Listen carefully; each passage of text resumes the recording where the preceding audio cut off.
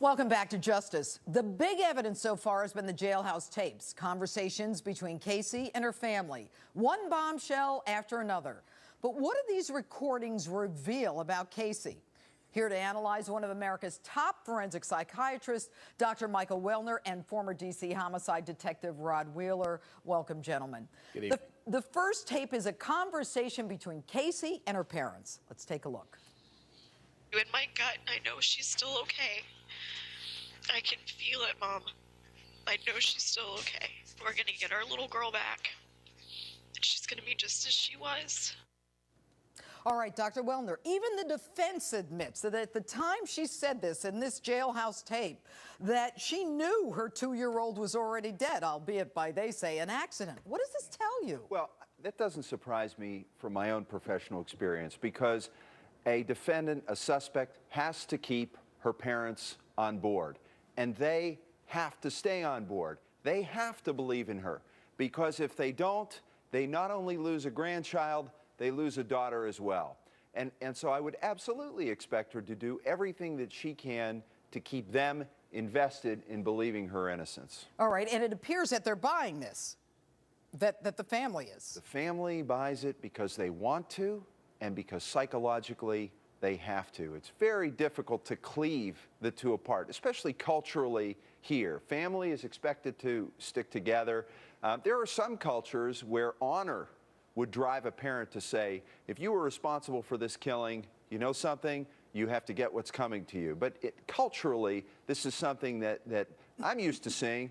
Perhaps you're used to seeing in your experience, and it makes investigation so much more difficult. And I'm going to go to you, Rod. I mean, how does this mesh with the defense that Kaylee drowned and that her father disposed of the body? It doesn't mesh with the defense. And let me tell you why it doesn't mesh with the defense, Judge. The reason is because at the time of the jailhouse tapes, that those tapes were recorded, Casey never knew she was going to have to end up in court, for one. So she didn't have a reason at that time to use any other alibi. As everybody knows now, the alibi of the drowning did not even come to light until the first day of the trial. If Casey would have known that in 2008 when she had that conversation with her parents, that would have been the alibi. She never thought she was going to go to court. So that's why this is very significant right now. And it does not mesh with this alibi that she's using right now. All right, let's take a listen to another jailhouse tape. We need to have something to go on. Mom, I don't have anything. I'm sorry. I've been here a month. I've been here a month today. Do you understand how I feel? I mean, do you really understand how I feel in this? Did Lee tell you how much the reward is for finding Kaylee? No. It's over 200. I think it's $225,000. Jesus Christ. That's almost half That's my a lot. bond. Almost half my bond. Everything is about her. Instead of saying, great, we've got money, we may find Kaylee, even if she knows she's dead, it's about her. What does this tell you about this woman? Well, everything that you need to know about her as a person, you learn from her indifference and her detachment after Kaylee went missing, long before these tapes. But I would point this out. People were very much caught up in her appearance and how does a guilty person appear. Every mother who kills her child, whether she's rational, whether she's irrational, at the time she kills her child, she's alienated and she's detached. So I agree with what Dr. Bodden said earlier about how her comportment is so important, but the key ingredient is, does she always relate that way, or is it peculiar even for her to relate in a detached and indifferent and self-absorbed way? Does this make her a psychopath?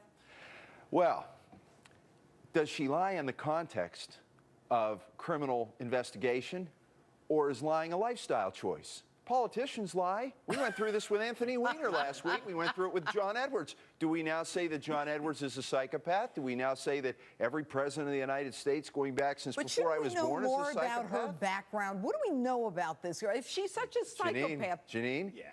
a psychopath lies as a lifestyle choice. But A suspect who lies in order to avoid being held accountable is making a choice, and she lies effectively and with ease. But there are a number of personality disorders for which lying with ease But, Judge- is a component. But what about the you have fact to know that a lot she- more about someone before you start labeling them as a psychopath. But what about the fact that she shows no emotion during this testimony? Exactly. You know what, Judge? Here's the bottom line, okay? Whether or not she's a psychopath, as the psychiatrist here talked about or not, I don't know. But here's the fact of the matter. The fact of the matter is this. Everybody that walks into our homicide offices all across this country is a liar when they walk in.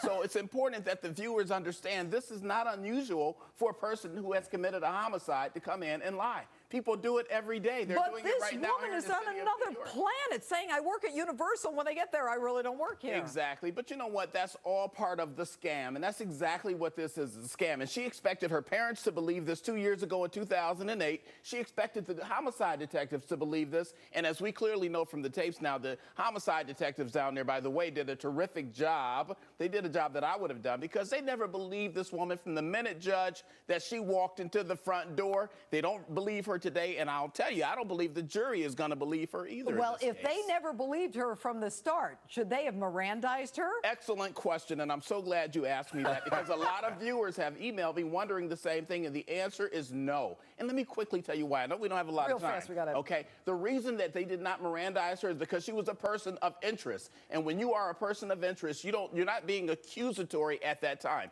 The only time the law says that we have to Mirandize a person is if you're going to accuse that person. If the detective And would have how said, about, before we go to break, how about she's not in custody? She's not in Gentlemen, custody. Stay with us. Exactly. We'll have more jailhouse tapes. Will a conversation between Casey and her dad discredit the defense's claim of sexual abuse? Well, there's another one for you. You know how much I love